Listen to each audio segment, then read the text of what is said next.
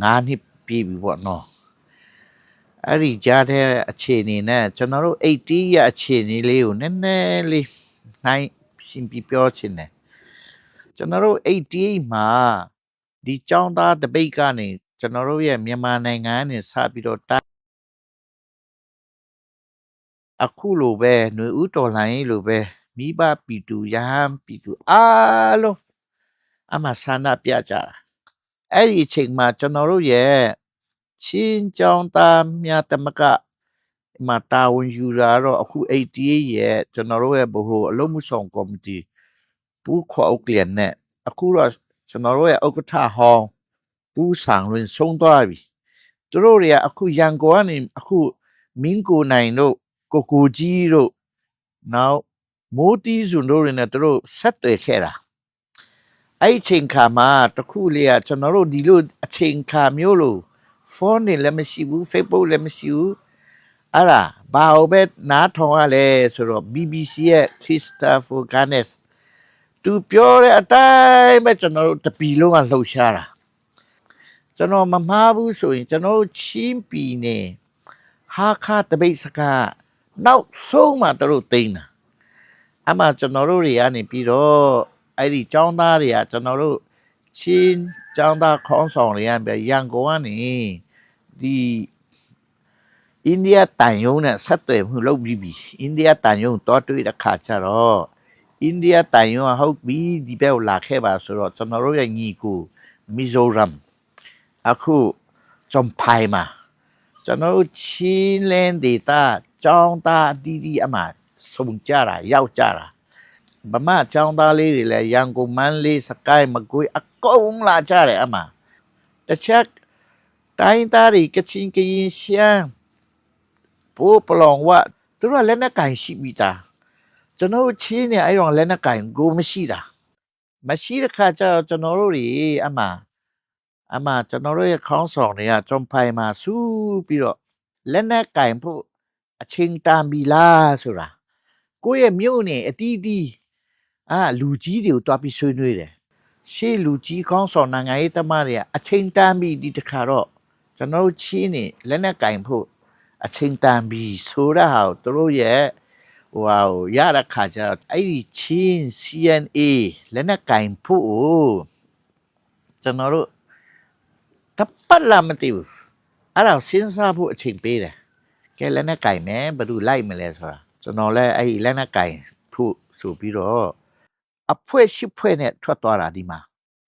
အဲ့အဖွဲ့လိုက်ပါနော်အဲ့မှာကြံခဲ့တဲ့လူတွေတိမှာဆိုလို့အမှညာအတဖွဲလိုက်တစ်ဖက်ထွက်သွားကြတော့လက်နဲ့ကင်အတီးတီး data အတီးတီး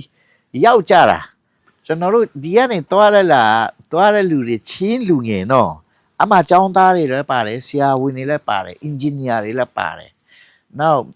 ចောင်းသားပြီးသွားတဲ့လူတွေလည်းပါတယ်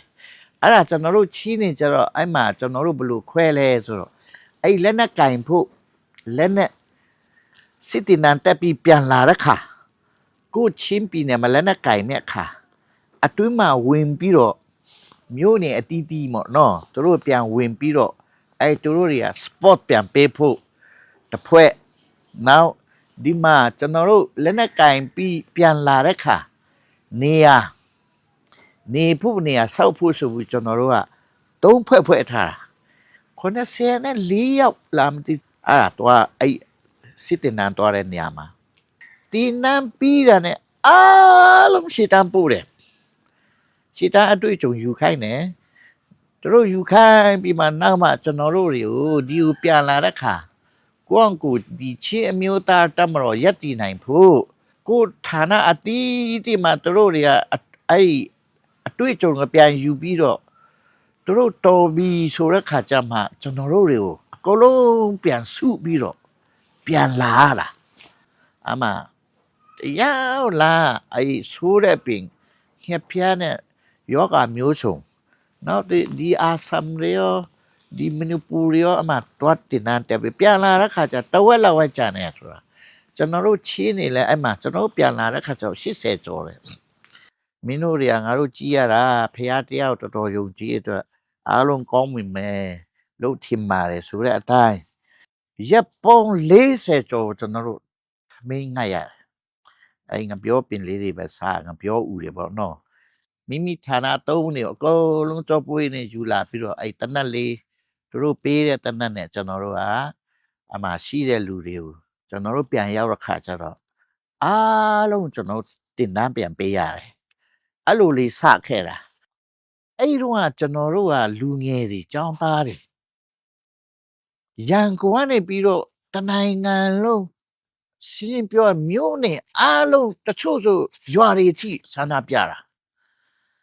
အဲ့ဆန္ဒပြတဲ့ခါကျတော့ကျွန်တော်အထင်ပေါ့နော်ကျွန်တော်တို့တွားတဲ့ခါတော့ပြန်လာတော့အားလုံးဆန္ဒပြတဲ့လူတွေကဒီအမျိုးသားရဲ့လက်နဲ့ကင်တဲ့ဟာတွေကိုထောက်ပတ်မယ်ကူညီမယ်လို့ထင်တာဘယ်ဟုတ်မလဲဘယ်ရွာမှမဝင်ရအောင်စစ်တပ်ဒီစခန်းတွေတော်တော်တိုင်တာ1990မေဂျာစလန်ဇမ်ဆိုတဲ့လူငယ်ចောင်းသားတွေကလည်းကကြီးမှတော့တက်ပြီးတော့ပြန်လာတဲ့ခါကျတော့အဲ့ချင်းလူထုကပဲစစ်တပ်ကိုတွားကြောင်းကြပြီးတော့အမှလူပေါင်း30ကျော်လာအဲ့တီးတိန်နဲ့ကလေးလမ်းမှာကျိုးတုပ်ပြီးတော့အားလုံးတပ်ပစ်တာကျွန်တော်တို့ဒီတော်လိုင်းတွားတဲ့ခါကျတော့တီးတဲ့တိုင်းကျွန်တော်တို့မိဘတွေက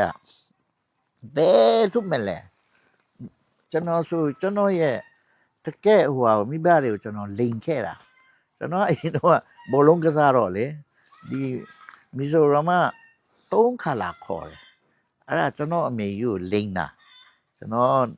မှဒီလိုဖြစ်နေတဲ့ခါကျတော့မီဇိုရမ်မှာဘောလုံးကစားမယ်ဆိုပြီးတော့လိန်ခဲ့တာဒါတခုကကျွန်တော်အဖိုး